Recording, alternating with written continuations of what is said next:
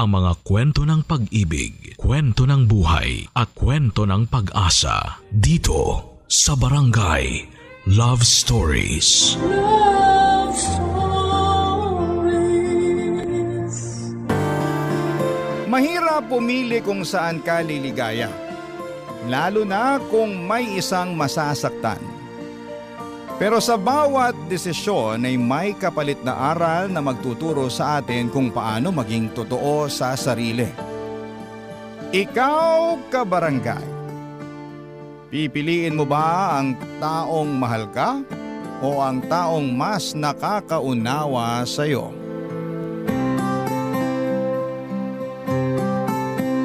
Dear Papa Dudut, may mga pagkakataon na sinusubok ng tadhana yung relasyon na meron tayo. May biglang darating sa buhay natin na magpapagulo ng isipan at nararamdaman natin. At magpaparealize kung totoo bang masaya pa tayo sa buhay na meron tayo. Magandang tanghali po sa inyo at sa ating mga kabarangay na kagaya ko ay palaging bukas ang radyo sa ganitong oras para makinig sa inyong programa. Tawagin niyo na lamang po ako sa pangalang Mika. 27 years old at nagtatrabaho sa isang lending company. Sumulat ako hindi lamang para magkwento kung hindi ay para humingi na rin po ng payo. At umaasa ako, Papa Dudut, na matutulungan ninyo ako at ng ating mga kabarangay sa kung anuman ang pinagdadaanan ko. Papa Dudut, nagkakilala kami ng boyfriend kong si Aldrin sa dati kong pinagtatrabahuhan. Naging close kami hanggang sa maging kami na nga pong dalawa. Nagpatuloy ang relasyon namin kahit na magkaibang kumpanya na kami nagtatrabaho. Makalipas nga ang 2 taon ay nag-decide na kaming magsama sa iisang bubong.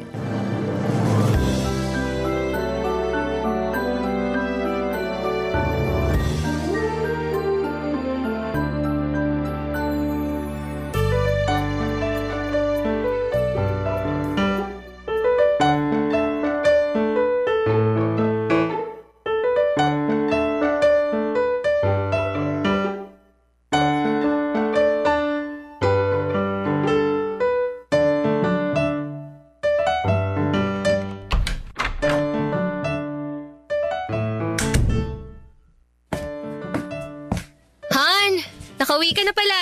Oo. Ay, sa wakas. Nakauwi na rin dito sa apartment. Teka, bago tong sofa set dito sa sala. Ay, teka lang ha. Maglalabas ako ng juice at empanada. Sige lang, Han. Makaupo na nga muna dito sa sofa.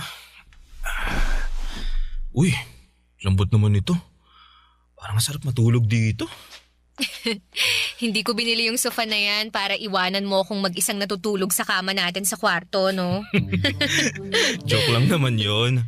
Siyempre, mas gusto pa rin kitang katabi sa kwarto, no? Ay, eto na nga pala yung juice at chicken empanada na merienda mo. Uy, thank you, Han. Sakto kasi nagugutom na rin ako, eh.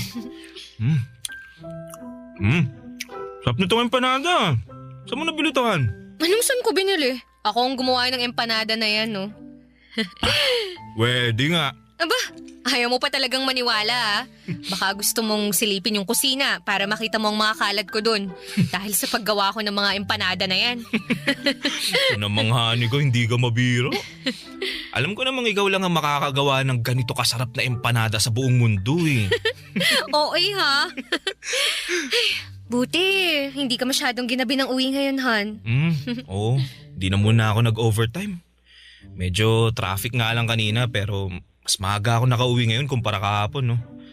Bakit pala bigla mong naisip bumili ng bagong sofa para dito sa sala natin?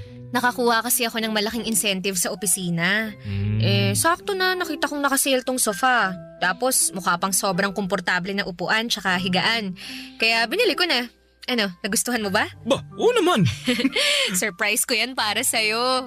Kasi sinurprise mo ako sa oven na binili mo para sa akin nung nakaraang buwan. An, di ba naman kailangan na suklian yung mga binibigay ko para sa'yo? Alam ko naman yun. Gusto ko lang din talaga na magkaroon ng bagong sofa dito sa sala natin. Tsaka karamihan kasi sa mga gamit natin dito sa apartment, ikaw ang bumili eh. Ano naman kung ako ang gumastos o bumili sa mga yon? Sinabi ko naman sa'yo dati pa, di ba? Lahat ng bibilin kong gamit mo na rin. Kasi magkasama na tayo sa iisang bahay.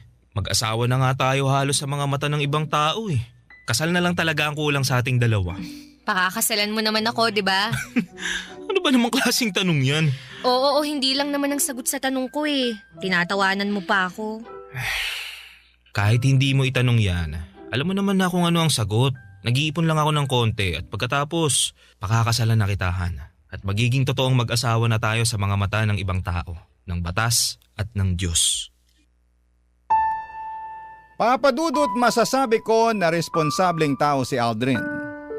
Totoo nga yung sinasabi nila na mas makikilala mo ang isang tao kapag nakasama mo na siya sa isang bubong. At nangyari yon sa aming dalawa. Wala akong naging pagsisisi sa bagay na yon. Kasi noong mga panahon na yon ay wala siyang ibang pinakita sa akin kung hindi puro kabutihan lang.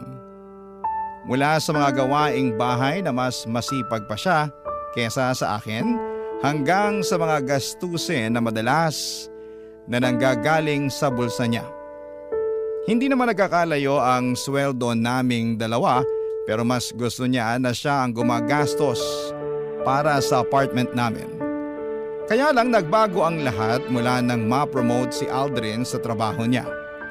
Naging mainitin ang ulo niya dahil sa trabaho na madalas niyang nadadala sa apartment.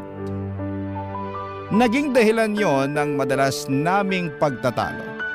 Hanggang sa dumating sa puntong nagdesisyon muna akong umalis ng apartment at nakituloy sa bahay ng isang kaibigan ko para magpalamig ng ulo, Papa Dudut.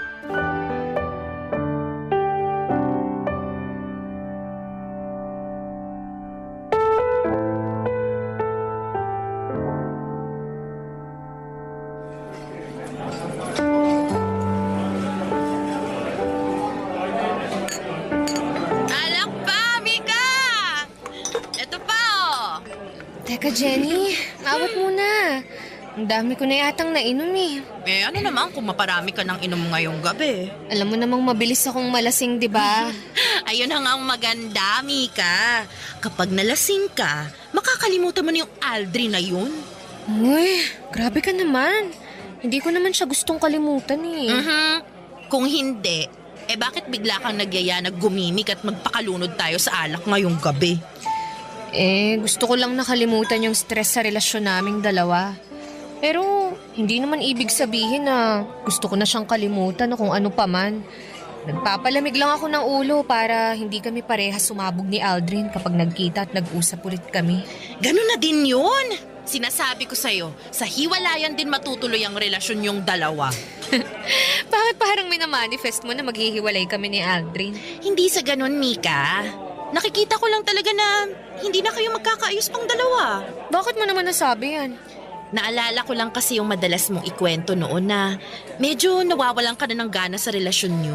Nabisi kasi siya masyado sa trabaho niya, tsaka nawala na halos ng oras para sa akin. Alam mo naman kung gaano ako kaklingi na tao, 'di ba? At gusto ko na palaging may oras sa akin yung boyfriend ko. Magkasama nga kami sa bahay pero halos hindi ko na siya nararamdaman. Bakit hindi mo pa siya hiwalayan? Eh, kung may problema ka na pala sa kanya. Hindi naman ganun kadali yun eh. Lalo na at nagsasama na kami sa iisang bahay. Tsaka wala pa naman talaga yan sa isip ko. Sa ngayon, gusto ko lang talagang magpalamig ng ulo. Kaya umalis muna ako sa apartment namin. Para kapag nag-usap na ulit kami ni Aldrin, mas maayos na tsaka wala nang sigawan. Okay, sige. Ikaw ang bahala. Pero Mika, alam mo, may napansin ako. Ano naman yun? You know, yung pogi dun sa kabilang table. Kanina pa tingin ang tingin sa'yo. Ha? Baka naman hindi ako yung tinitingnan niya. Naku, sure ako, 100%. Malapit ka na nga matunaw sa kakatitig niya sa'yo. Masyado ka lang malisyosa kaya kung ano-anong napapansin mo. Alam mo, mabuti pa... Mika! O ano? Kakagulat ka naman. Bigla-bigla ka nalang tumitili halos dyan. Papalapit na si Pogi dito sa table natin! Hi girls. Iniwan na kasi ako ng mga kasama ko eh. Okay lang ba kung makashare muna ako ng table sa inyo? Don't worry, harmless ako. Kahit hindi ka pa harmless, welcome ka dito sa table namin. Jenny! Charot lang! I'm Jenny nga pala. And you are? Justin. Nice meeting you, Justin. Nice meeting you din, Jenny. What about you, miss? Okay lang ba na malaman ko rin ang pangalan mo? Mika. It's Mika. Nice meeting you, Mika. Kuha lang ako ng drinks, ha? Maiwan ko muna kayo. Jenny! Okay lang yan, Mika. Harmless naman daw tong si Justin, kaya siya na munang bahala sa'yo. Diba, Justin? Oo, ako na munang bahala sa kanya. Maingat naman ako pagdating sa babae kaya wala kang dapat na alalahanin sa akin. Papa Dudut, kagaya ng sabi ko kanina ay maayos naman na karelasyon si Aldrin. Wala akong marereklamo sa kanya dahil ginagawa niyang lahat para sa akin at sa relasyon namin. Palagi siyang naglalaan ng oras para kahit makapag-date kami. Isang beses sa isang linggo ay magagawa niya. Ang sabi niya pa nga noon ay hindi porke magkasama na kami sa bahay ay hindi na kami gagawa ng ibang magandang memories sa labas. May pagka-outgoing na tao pa naman siya at siya palagi ang nagyayaya na puntahan namin ang mga lugar na hindi pa namin napupuntahang pareho. Nagsimula lang talaga ang pagbabago niya nang ma-promote siya sa trabaho. Hindi na kami masyadong lumalabas para mag-date. Late din siyang umuuwi ng apartment dahil sa mga overtime niya at madalas na mainit ang ulo niya kapag magkasama kaming dalawa. Dinadala niya rin kasi hanggang sa apartment ang mga trabaho niya. Buti sana kung trabaho lang, pero pati yung stress nadadala niya. Papa Dudut, yon ang naging dahilan para magsimulang tumabang ang relasyon naming dalawa. Bagay na kinakalungkot ko, Papa Dudut. Barangay Love Stories. Barangay Love Stories.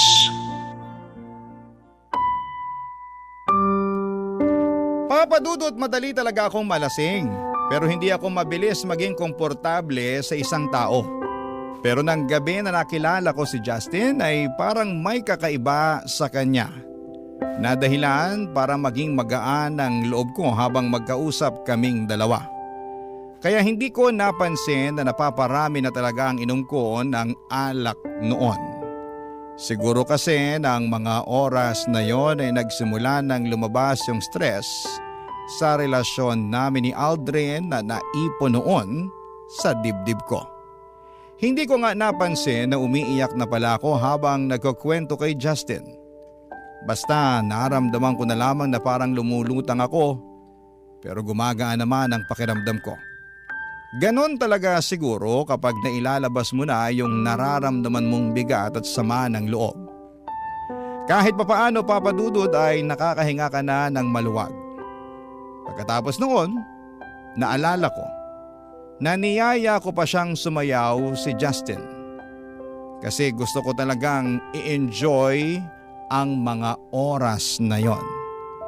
Yung mga oras na alam kong para sa sarili ko, Papa Dudut.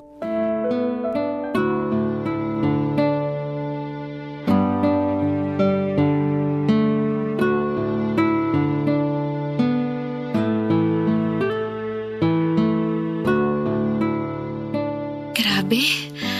Sobrang sakit ng ulo ko. Ano bang ginawa ko kagabi at ganito kasakit ng ulo ko? Teka, nasan ako?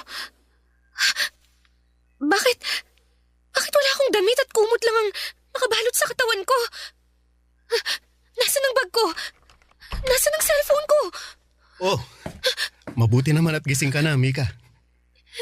Ikaw? Anong nangyari kagabi? Wala kang naaalala sa nangyari kagabi? Magtatanong ba ako kung may naaalala ko? Nasaan ba ako? Nandito ka sa kondo ko. Kondo mo? Bakit mo ako dinala rito?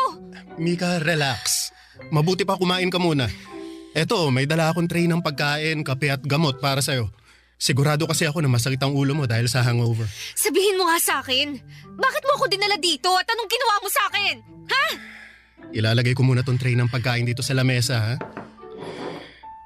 Okay, Bago mo ako pag-isipan ng masama, gusto ko lang sabihin sa'yo na kusa kang sumama sa akin dito. Ako? Kusang sumama sa'yo dito sa kondo mo? Oo, kahit tawagan mo pa yung kaibigan mong si Jenny. Nagaya na nga siyang umuwi kayo kagabi, kaya lang ang sabi mo, gusto mo pang uminom ng alak kasama ko. Sinabi ko yun. Oo, kaya inihabilin ka na lang niya sa akin. Pagkatapos, nung sobrang lasing ka na talaga at halos hindi ka na makatayo, hiningi ko na sa'yo ang address mo para maihatid na kita pa uwi sa inyo. Kung totoo yung sinasabi mo, bakit nandito ako ngayon sa kondo mo? Kasi ang sabi mo, ayaw mong umuwi sa bahay ng kaibigan mo. At ayaw mo rin naman na ihatid kita sa apartment yon ng boyfriend mo. Tapos tinanong kita kung saan mo gustong magpahinga. Ang sabi mo, dalhin na lang kita sa place ko. Kaya dinala mo ako dito para masamantala mo ang kalasingan ko, ha? Mika, ikaw ang unang humalik sa akin pagpasok pa lang natin ng kondo ko. Wala akong balak na masama sa'yo. Ang gusto ko lang makapagpahinga ka saglit dito sa place ko hanggang sa maging okay ka na. Kaya lang, naging mapusok ka, Mika. Hinalikan mo ako at pagkatapos, sinimulan mo na. Alam mo, tama na. Ayoko nang marinig yung tungkol sa mga yan. Kailangan ko na rin umalis. Nasaan ba yung mga gamit ko? Nandito sa may upuan. Inayos at tinupi ko na nga kasi kung saan-saan mo na lang hinagis yung mga yan kagabi. Justin, pwede bang lumabas ka muna para makapagbihis na ako? Kung okay lang naman sa'yo. Oo naman, ayos lang. Iwan muna kita dito para makapag-ayos ka na ng sarili mo. Pero inumin mo na rin yung gamot na nandyan sa tray para mawala ka agad yung sakit ng ulo mo, ha? Papa Dudut, hindi ako makapaniwala sa nagawa ko ng gabi na yon. Ang gusto ko lang naman ay magwalwal saglit, magpakalunod sa alak at makalimot sa stress sa relasyon namin ni Aldrin. Pero wala sa plano ko ang makipagkilala at mas lalong makipag one night sa ibang lalaki. Kaya naman sobrang gulong-gulo talaga ng isipan ko na mga oras na yon. Nang makaalis ako ng kondo ni Justin ay tinawagan ko kaagad si Jenny at kinumpirman niya na totoo ang mga sinabi ni Justin. Ilang beses daw akong niyaya ni Jenny na umuwi na kami pero ayaw ko pa daw. Kaya iniwan na niya ako kay Justin. Doon ko rin nagsimulang maalala ang ilan sa mga parte ng kwento ni Justin. Na ako talaga ang humalik sa kanya at naging mapusok ng gabi na yon. Isang linggo pa ang lumipas ay nag-decide na akong umuwi ng apartment namin ni Aldrin. Nag-usap po kami ng masinsinan at ng araw na yon ay nagkaayos din kaming dalawa. Papa Dudut.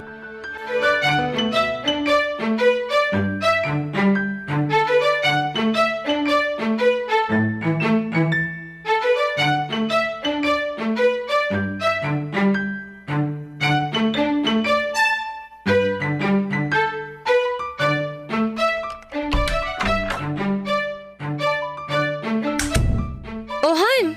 Ang aga mo namang nakauwi. Nauna ka pa sa akin ngayon dito sa apartment. Natapos ko kasi ng maaga ang trabaho ko kanina eh. Adobo ba yung naaamoy ko? Oh, niluto ko yung paborito mong chicken pork adobo. Ay, wow! Talaga? Namiss ko yan, ha? Sakto nga ang uwi mo kasi kakatapos ko lang ding magluto eh. Upo ka na dito para makakain na tayo. Sige. Ito na ang paborito mong chicken pork adobo. Yun, oh. Paglalagay na kita sa plato mo ha. Sige. Yan. Tikman mo na, Han. Sige, Han.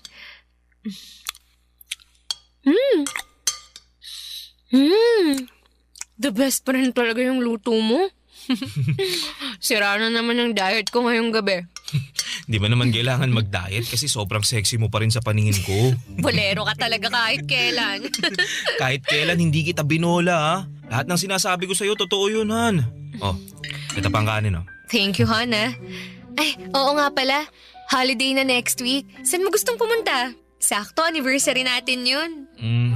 Sa malapit na lang siguro, Han. Kahit mag 2 days staycation na lang tayo. Bakit 2 days lang? Naka-long weekend tayo pareho, di ba? Eh wala kasi kaming long weekend eh. Cancelled yung dapat na vacation leave namin next week dahil may mga report kami na kailangan tapusin. Pero triple pay naman yun kaya okay na rin. Hindi yun okay. Kasi ngayon lang tayo hindi makakapag out of town sa anniversary natin. Eh, pasensya na talaga, Han. Pero makakabawi naman ako next month. Pwede na ulit kaming makapag-vacation leave nun. Sana nga. O siya, kain na lang tayo. Baka mawalan pa ng lasa tong niluto mong adobo.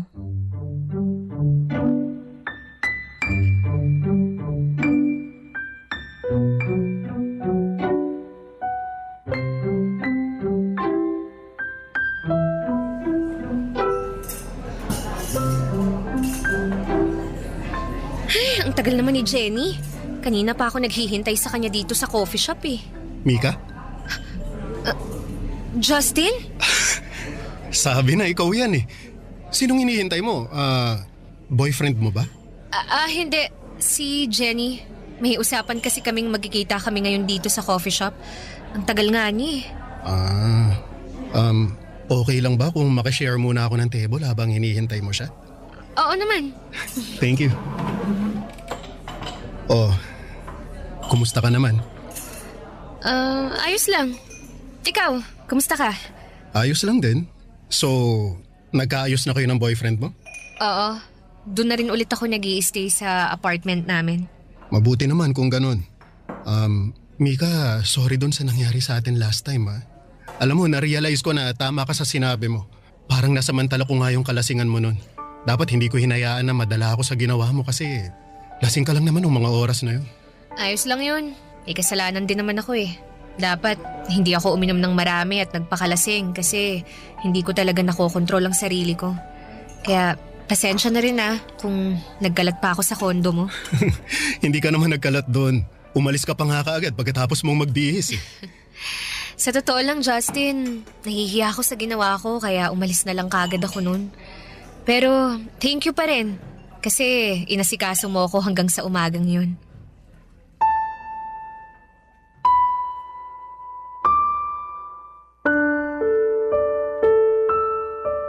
Papadudot naramdaman ko ulit sa gaan sa pakiramdam ko ang naidulot ng pag-uusap namin ni Justin ng mga oras na yon. Sa totoo lang, pagkatapos ng huling pagkikita namin ay may mga oras na hinahanap-hanap ko siya. Hindi ko lang ini-entertain yung nararamdaman ko na yon kasi alam ko na mali talaga. Pero sa muling pagkikita naming dalawa ay parang bumalik lahat ng pananabik na nararamdaman ko para sa kanya. Sakto pa na hindi ako sinipot ni Jenny ng araw na yon kaya mas mahaba ang naging oras ng pag-uusap namin ni Justin. Marami kaming napagkwentuhan kasama na ang tungkol sa relasyon namin ni Aldrin. Naalala niya raw kasi yung iako ng gabi na magkasama kaming dalawa. Nararamdaman niya raw ang pagod at stress ko ng mga oras na yon. Akala nga daw niya ay tuluyan na akong makikipaghiwalay kay Aldrin. Pero sinabi ko na ayoko na ring basta tapusin ang ilang taon na relasyon naming dalawa, Papa Dudut. Barangay Love Stories. Barangay Love Stories. Papa Dudut, naging madalas ang pagkikita at pag-uusap namin ni Justin noon. Hindi na lang tungkol sa relasyon namin ni Aldrin ang mga topic naming dalawa. Mga random topic na minsan nga ay wala ng kwenta pero pinag-uusapan pa rin namin. Nang mga panahon na yon ay naging mas busy naman si Aldrin sa trabaho. Kaya mas madalas ko pang ang kausap si Justin. Mas marami akong oras sa kanya kahit si Aldrin ang kasama ko sa bahay. Minsan nga ay pinupuntahan pa ako ni Justin sa opisina. Niyayaya niya akong magkape bago ako umuwi. Sa kanya ko naman nakukwento ang mga stress ko sa trabaho. Doon ko nagsimulang maramdaman na nagsisimula ng magkaroon ng espasyo si Justin sa puso ko. Sa maniwala kayo at sa hindi ay sobrang pinipigilan ko po yon. Kaya lang kasi nagsimula ng maibigay sa akin ni Justin ang mga bagay na hindi na ibibigay sa akin ni Aldrin noon. Ang atensyon, ang pag-aalaga, at oras niya, Papa Dudut.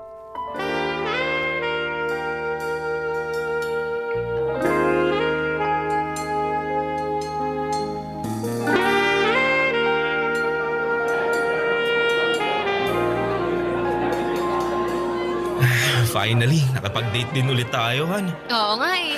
Akala ko hindi ka na magkakaroon ng oras ulit para sa akin. Sabi ko naman sa'yo, babawi ako. Bumibelo lang talaga ako. Naiintindihan ko naman kasi mag-iisang taon ka palang halos sa bagong posisyon mo sa opisina. Salamat sa pag-intindi palagi sa akin, Han, ha. Alam ko na ikaw yung pinaka nahirapan kasi madalas sinasalo mo yung init ng ulo ko eh.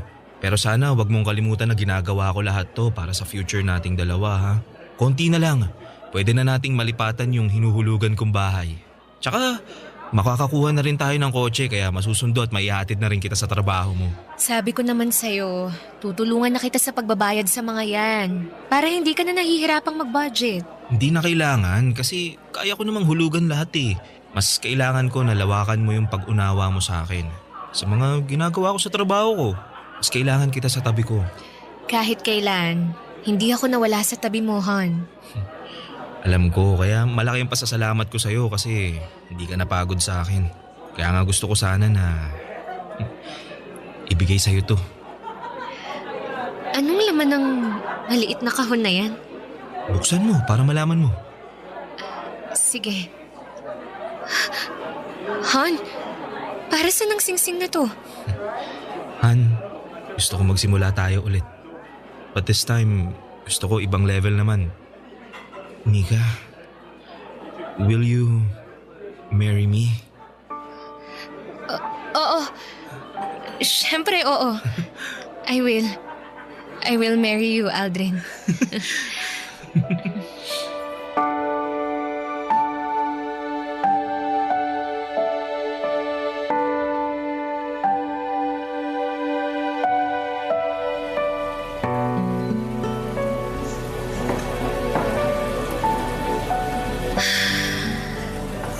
Oh, bakit ang lalim naman ng buntong hininga mo? Tapos, kanina mo pa tinitingnan yung engagement ring mo. Wala lang. Wala lang, pero kanina ka pa napapatulala dyan. Magkwento ka na, dali. Makikinig ako. Anong chika yan, girl, ha? Wala naman akong chika, Jenny. Pwede nga. Oo nga. Okay lang naman ako. Okay. Sige, sabi mo eh. Ako na lang ang magtatanong para may pagchikahan tayo. Bakit parang hindi ka masaya na ikakasal ka na? Ha? Bakit mo naman natanong yan? Eh, halata kasi sa mukha mo habang nakatitig ka dyan sa engagement ring mo. Tsaka, hanggang ngayon nga hindi mo pa rin pinopost o di kaya sinostory man lang sa social media yan eh. Kaya aminin mo na sa akin, may gumugulo talaga ngayon sa isipan mo, no, Mika? Sige na nga. Sasabihin ko na ang totoo. Eh, Jenny, para kasing hindi na ako sigurado kung gusto ko pa ba talagang magpakasal kay Aldrin eh. Ayan na nga bang sinasabi ko? Matagal ko nang nararamdaman yan. So, nahuli mo na ba siyang may ibang babae kaya ayaw mo nang ituloy ang kasal? Walang ganyan, Jenny. Kahit kailan, hindi ako niloko o sinaktan ni Aldrin. Ah, okay. Eh, bakit biglang nagbagong isip mo? Hindi ko na kasi nakikita yung sarili ko na siya yung kasama ko habang buhay eh. Pakiramdam ko kasi hindi niya na ako maaalagaan ng maayos. Masyado siyang focus sa trabaho. Oo, alam ko na para sa aming dalawa din yun. Para sa akin o sa future namin. Pero hindi lang naman kasi yun ang kailangan eh. Kailangan ko rin ng presence ni Aldrin sa buhay ko. Gusto kong maramdaman na nakafocus siya sa akin at hindi lang sa future naming dalawa.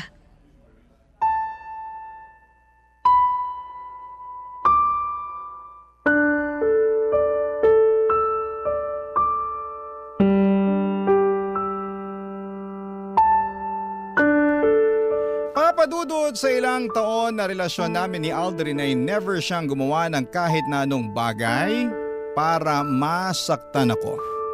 Naging faithful siya sa akin kaya lang nang mas makilala ko siya. Na-realize ko na marami din pala kaming pagkakaiba. May mga katangian siya na hindi ko alam kung gugustuhin ko bang makasama sa panghabang buhay. Dumagdag pa ang presence ni Justin sa buhay ko. Si Justin na mas nabibigay ang oras na hinahanap ko mula kay Aldrin. Pero mula nang tanggapin ko ang alok na pagpapakasal ni Aldrin sa akin ay naisipan ko na kailangan ko nang itama ang lahat sa buhay ko. Hindi pwede na magpatuloy pa ang kung anuman ang nararamdaman ko para kay Justin. Ayaw ko nang patuloy na magkasala sa relasyon namin ni Aldrin. Kaya naman nag-decide ako na simulan nang iwasan si Justin, Papa Dudut.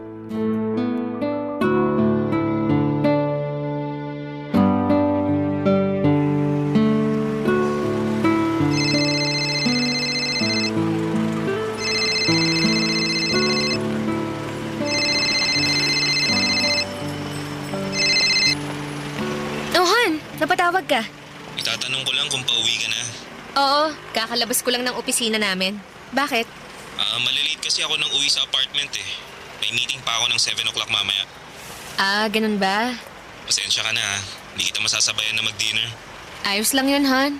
Nag-order na nga rin pala ako ng food para sa dinner mo. Pinakiusapan ko na lang yung kapitbahay na i-receive yung order kapag wala ka pa. Thank you, Han. Pero dapat hindi mo na ginawa yun. Pwede naman akong bumili ng pagkain bago ako umuwi eh. Pambawi ko man lang kasi ang sabi ko, sabay tayo magdi-dinner ngayon, di ba? Han, kailangan ko na rin bumalik sa loob ha. Tatawagan na lang ulit kita mamaya. Bye, I love you. Sige, Han, I love... Huh? Pinaba na pala niya. Ay, makapunta na nga sa may waiting shed para makasakay na ako ng taxi. Mika! Justin! Anong ginagawa mo rito? Wala naman tayong usapan na magkikita tayo ngayon eh. Wala nga pero gusto kasi kitang makita kaya pinuntahan kita dito. Bakit? May problema ba? Kung meron, tinext mo na lang sana ako kaya tinawagan mo na lang ako. Mika, bakit mo ba ako iniiwasan? Ha? Saan naman galing yan? Hindi kita iniiwasan, Justin. Kung hindi, bakit hindi mo na sinasagot ang mga text o tawag ko? Naging busy lang ako sa trabaho. Yun lang yun. Mika, may problema ba tayo? Ano bang sinasabi mo? Wala naman tayong problema, Justin. At wala tayong dapat na maging problema. Talaga? Wala? Wala kang gustong sabihin? Hindi mo ipapaliwanag kung bakit mo ako iniiwasan? Sa ibang araw na lang tayo mag-usap. Kailangan ko nang umuwi. Mika, sandali. Bitiwan mo nga ako! Mag-usap nga kasi muna tayo. Huwag mo akong talikuran. Mahirap pa talagang intindihin na wala tayong dapat na pag-usapan, Justin. Gusto kita at alam kong gusto mo rin ako kaya mo ako iniiwasan. Justin, ikakasal na ako. Alam ko, sinabi sa akin ni Jenny. Pero hindi mo naman na siya mahal, di ba? Mika, aminin mo na yung totoo. Gusto mo na rin ako at ayaw mo nang magpakasal kay Aldrin. Gusto mong malaman yung totoo? Sige, aaminin ko na. Nalilito na ako sa nararamdaman ko ngayon. Litong-lito na ako kasi pakiramdam ko, may nararamdaman na ako sa iyo, Justin. Ayun naman pala eh. Bakit hindi mo na lang hiwalayan si Aldrin? Hindi ganun kadali yun. Bakit nga? Ako naman na yung gusto mo, di ba? Kaya iwanan mo na yung lalaking yon, Mika. Iwanan mo na siya. Para sa akin. Gulong-gulo ang isipan ko noon, Papa Dudut. Pero syempre, hindi ko hiniwalayan ang boyfriend ko. Ayokong basta na lamang itapon yung ilang taon ng relasyon naming dalawa. Aldrin is a very responsible partner and a good provider. Sadyang hindi lang siya perpekto at may kaunting pagkukulang. Ang pagkukulang na natagpuan ko kay Justin. Sa totoo lang kasi ay mas napupunan niya ang emotional needs na kailangan ko. Para bang hindi ko na kailangang magkwento sa kanya o sabihin kung ano man ang problema ko. Nababasa na kaagad niya kung ano ang nasa isipan at nararamdaman ko. Kaya nga mabilis na nahulog ang loob ko sa kanya. Kasi nakita ko na mas naiintindihan niya. Papadudod hanggang ngayon ay naguguluhan pa rin po ako. Patuloy si Aldrin sa pagpaplano ng kasal naming dalawa at si Justin naman ay patuloy din na naghihintay at umaasa na hiwalayan ko na si Aldrin para sa kanya. Ayokong gumawa ng desisyon na sobra kong pagsisisihan sa bandang huli. Hindi ko rin alam kung paano pipili sa kanilang dalawa. dahil alam ko na merong isang masasaktan sa desisyon na gagawin ko. Hanggang dito na lamang po muna ang sulat ko at sana'y makarinig o makabasa ako ng mga komento sa ating mga kabarangay na makakatulong sa kung anuman ang pinagdaraanan ko. Ang inyong kapuso at kabarangay, Mika. Nalilito pa rin sa live ang ating kabarangay. Ano kaya ang maipapayo mo sa kanya? Ibahagi mo yan sa ating comment section para mabasa rin niya.